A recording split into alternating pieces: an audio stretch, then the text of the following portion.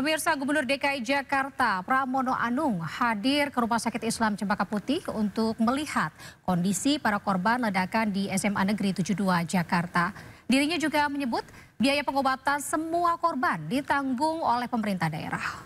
Sungguh sangat berduka dengan kejadian yang terjadi di SMA 72 ketika sholat Jumat sedang berlangsung.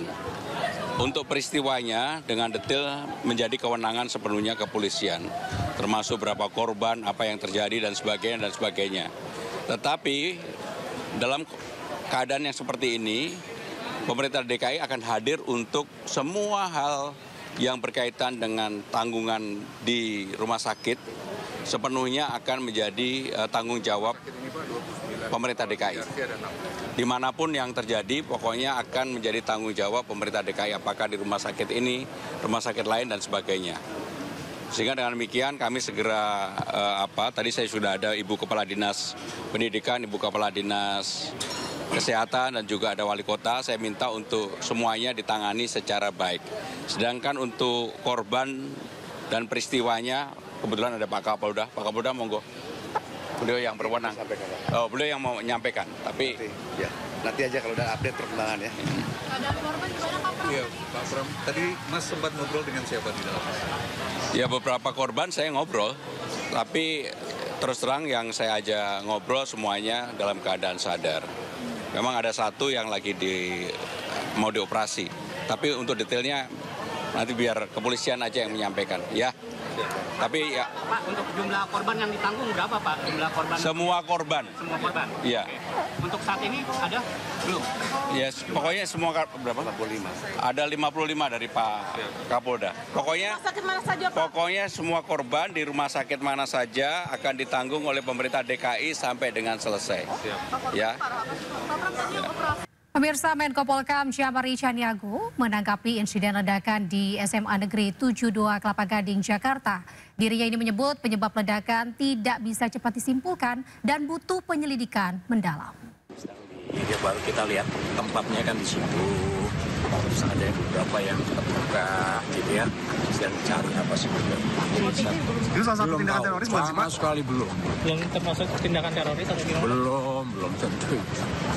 Belum ada awalnya kesimpulan. mungkin apa Pak? Indikasi awalnya mungkin udah terima laporan dari Pak? Belum. yang di lapangan. Sekarang sedang diolah di situ dengan Kapolda dan Dandim dan Wamen saya juga ada di sana. Bapak mau kesana Gitu juga ya. Pak? Pak, tadi Pak Kapolri, soal ledakan Pak yang 72 Pak. Pemirsa, fakta baru terungkap dari ledakan di Masjid SMA Negeri 72 Kelapa Gading, Jakarta Utara. Saksi mengatakan pelaku ini seorang pelajar. Berikut keterangan saksi saat ledakan terjadi. Banget, terus perempuan kan dia bicara masuk ke kantin, anak-anak cewek itu nggak boleh masuk kantin, suruh masuk ke ruangan sekolah. Nah gitu tiba-tiba kan udah beres tuh langsung ceramah Pak Ustadz, beres ceramah langsung kan doa tiba-tiba langsung gitu, langsung meledak persis bom. Bapak posisi Bapak di mana tuh? Lagi barisan keempat. Barisan keempat. Ya. Dari ledakan jaraknya berapa dekat? Sekitar 2 meter setengah lah. 2 meter setengah. Kaca Bapak di sini beneran situ. Terus lalu apa yang Bapak alami Pak? Terkenal. Bapak alami langsung lari namanya udah tua, langsung ditubruk mana. Kita ke informasi lainnya, pemirsa. Polisi mengungkap identitas kerangka manusia yang ditemukan di sebuah gedung di kawasan Kuitang, Jakarta. Mereka adalah 2 orang yang sempat dinyatakan hilang pasca kerusuhan saat unjuk rasa pada bulan Agustus lalu.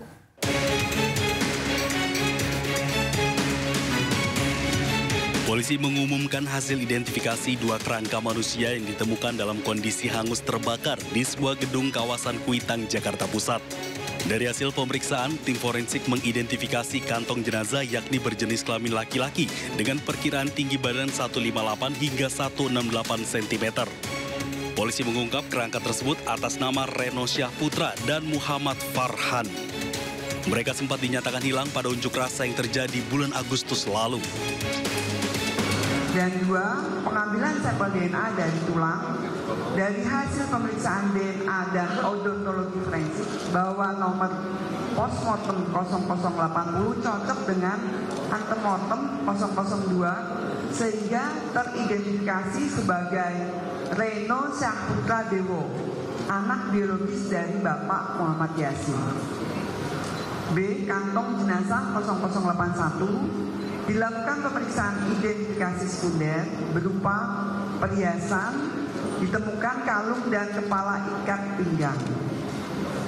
Setelah itu dilakukan pemeriksaan identifikasi primer berupa hasil pemeriksaan DNA dari tulang, nomor postmortem 0081 cocok dengan antemortem 001 sehingga teridentifikasi sebagai Muhammad Farhan Hamid, anak biologis dari Bapak Hamidi. Terima kasih. Identifikasi ini sekaligus mengkonfirmasi bahwa kerangka yang ditemukan adalah kerangka dari 2 orang yang sempat dinyatakan hilang pada unjuk rasa bulan Agustus lalu. Dari Jakarta, Henry Aprila, Rizky Solehudin, Sutrisno, iNews melaporkan. Pemirsa, Polri menyerahkan jenazah korban hilang Farhan dan Reno kepada pihak keluarga di Rumah Sakit Polri Kramat Jati, Jakarta. Pihak kepolisian akan mendampingi hingga proses pemakaman selesai. Dan pada hari ini juga kami menyerahkan 2 jenazah kepada penyidik Polda Metro Jaya. Polri secara resmi menyerahkan jenazah Muhammad Farhan Hamid dan Reno Syahputra Dewo kepada pihak keluarga. Proses penyerahan dilakukan secara berjenjang dari RS Bayangkara Polri Kramat Jati ke Polda Metro Jaya sebelum diserahkan langsung kepada keluarga masing-masing. Kepala Rumah Sakit Bayangkara Polri Kramat Jati, Brigjen Pol Prima Heru Yuli Hartono menyampaikan rasa duka cita mendalam kepada keluarga kedua korban. Hasil identifikasi memastikan kantong jenazah nomor 0080 teridentifikasi sebagai Reno Syahputra Dewo. Sementara kantong nomor 0081 sebagai Muhammad Farhan Hamid. Pihak kepolisian akan mendampingi hingga proses pemakaman selesai. Begitu ya? Iya, untuk penyelidikannya kepolisian maksimal sih menurut saya maksimal sekali. Jadi saya benar-benar berterima kasih atas kinerjanya kepolisian. Cuman kalau dari pihak keluarga kami untuk ditanyakan selanjutnya apakah puas atau bagaimana, kita masih keadaan berduka. Jadi belum tahu nih ya langkah selanjutnya gimana, apalagi yang tadi yang saya bilang.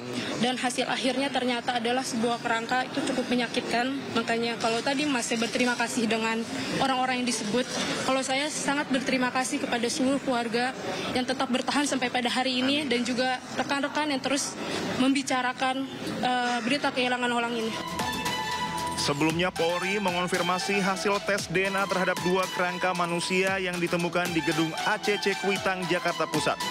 Dari hasil identifikasi, keduanya dipastikan merupakan Reno Syahputra Dewo dan Muhammad Farhan Hamid.